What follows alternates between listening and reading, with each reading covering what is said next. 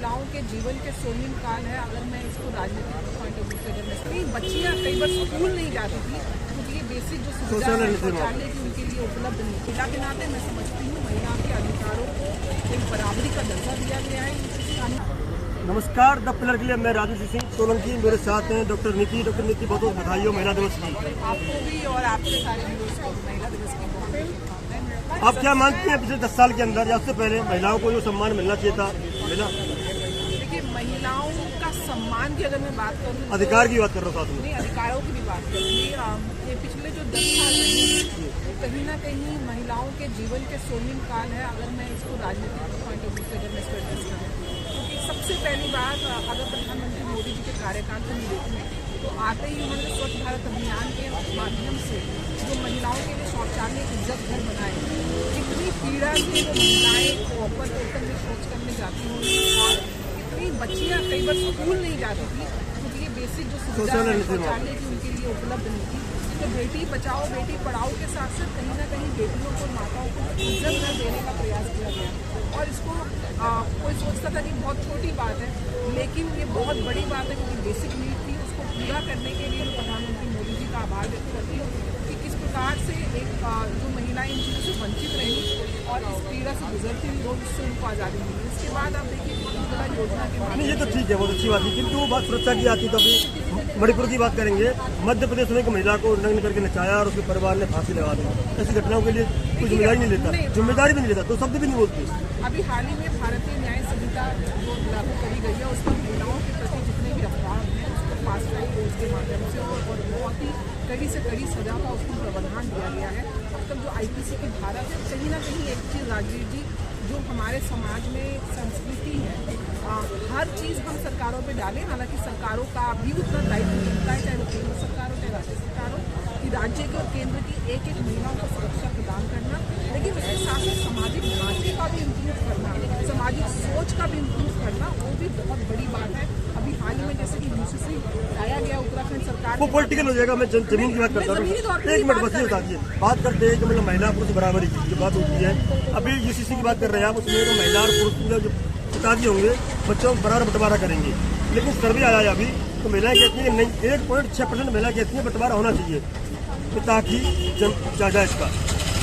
बस बाकी महिला करीब 18% महिला कहती हैं बेटों को मिलनी चाहिए, हमारी शादी होनी चाहिए। मैं नहीं जानती आपके सर्वे का कितने लोगों का बेटा है, कितनी महिलाओं का बेटा कितना एक्यूरेट है, उसको मैं कितनी नहीं दूँगी, लेकिन एक महिला के नाते मैं समझती हूँ महिला के अधिकारों को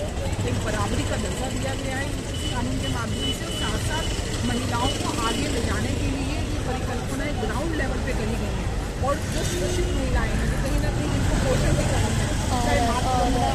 आप योजना देखें किस प्रकार से जो गर्भवती महिलाएं हैं उनके प्रसव के लिए या शिशु के पोषण के लिए जो गांव-गांव ग्रामीण शक्ति केंद्र बनाए गए हैं उसके माध्यम से स्किल डेवलपमेंट के माध्यम से महिलाओं को सशक्तिकरण किया गया है। या गोरखपुर हॉस्पिटल में बहुत सारे बच्चों की डेथ हो गई थी, बच्चों की ऑक्सीजन की कमी, छोटी छोटी कमियों के कारण, तो व्यवस्था कौन करेगा? देखिए, बिल्कुल सरकारें करेंगी और सरकारें कर रही हैं और सरकारें प्लस माइनस दोनों में हैं, लेकिन कहीं ना कहीं जो महिलाओं की अगर हम प्रोग्रेस का ग्राफ देखते हैं, आज द्रौपदी मुर्मू जो एक आदिवासी समाज की महिला भारत के सर्वोच्च पद से सम्मान दिया गया, आज भारत की गौरव को आगे लेकर जा रही है। वहीं आप देखिए किस प्रकार से सेना के क्षेत्र में भी जो कमीशन जो है उसको परमानेंट किया गया है, उसके माध्यम से जल थल नभ और आकाश तक महिलाएं आज तेजस की शक्ति से आगे बढ़ते हुए शौर्य का भी प्रदर्शन कर रही हैं। लेकिन पेंशन बंद कर दी आर्मी में भी। पेंशन देखिए, मैं इसी में पेंशन आर्मी में जो मिल रही है वो मिल रही है, उसके लिए मैं कानूनी प्रक्रिया में नहीं जानती। बात महिलाओं की करूँ तो महिलाओं को तो महिला भी तो आर्मी जा रही है, नहीं बिल्कुल जा रही है, तो उनकी परमानेंट कमीशन भी करी गई है महिलाओं की सेना में। आज अभी 26 जनवरी में आपने देखा किस प्रकार से महिलाओं के नेतृत्व में पूरी परेड करी गई, चाहे वो जल सेना की हो, चाहे वो थल सेना की हो, चाहे वो वायु सेना की महिलाएं हो, उनका सर्वोच्च प्रदर्शन के माध्यम से भारत के रक्षा तंत्र में और भारत के रक्षा तंत्र को आदरणीय निर्मला सीतारमण जी जब रक्षा मंत्री थी, आज भारत बहुत ही बड़ी रक्षा तंत्र बन चुका है विश्व में। अंत में डॉक्टर लंबी बात हो जाएगी, मुझे बताइए युवा लड़कियां हैं जो महिला है उनके लिए क्या कहेंगे आप? महिलाओं के लिए जो आदतें बढ़ती जा रही हैं,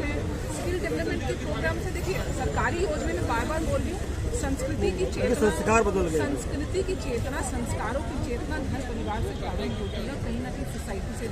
ली जाती है। आप देखिए जिस प्रकार से राम मंदिर का शिलान्यास हुआ, या अलग अलग माध्यम से महिलाओं को सशक्तिकरण के माध्यम से महिलाएं जागरूक हुई हैं, इकोनॉमी में भी अपना योगदान दे रही हैं, साथ साथ में योगदान दे रही हैं। लेकिन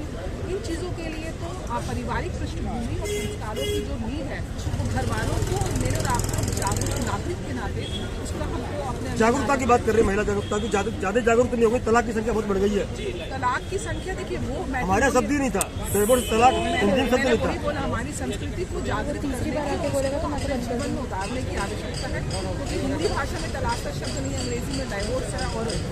उर्दू में तलाक है। तो हमारे में साथ जन्म का और एक रिश्ते को निभाने की जो सबसे तलाकों की रेट बढ़ती जा रही है, उसका कारण सरकार ही नहीं है, उसका कारण संस्कार की बात कर रहा हूँ, पढ़ाई की बात कर रहा हूँ, शिक्षा की बात कर रहा हूँ। शिक्षा है, उसका कारण संस्कार है, उसका कारण मूल संस्कार जो घरों से बच्चों को मिलते हैं, ये समाज बच्चों को देता है, समाज का आदान प्रदान होता है, उसका भी उतना ही योगदान है जितना सरकारों का। सरकारें आपको सुविधाएं दे सकती हैं, लेकिन उन सुविधाओं को जागरूक शिक्षा नीति कोई सर नहीं, शिक्षा नीति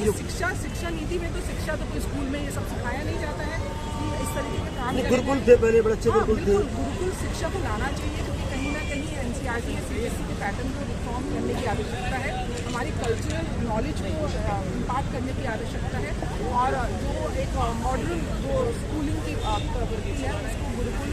की जो शिक्षा है, जो नियम है, जो संस्कार है, इसका देने की जरूर आवश्यकता है। हमारे मंदिरों के माध्यम से अपने बच्चों को वेद प्राण और संस्कृत की शिक्षा से अवसर कराएं, बच्चे की संस्कृति। बहुत बहुत धन्यवाद आपका।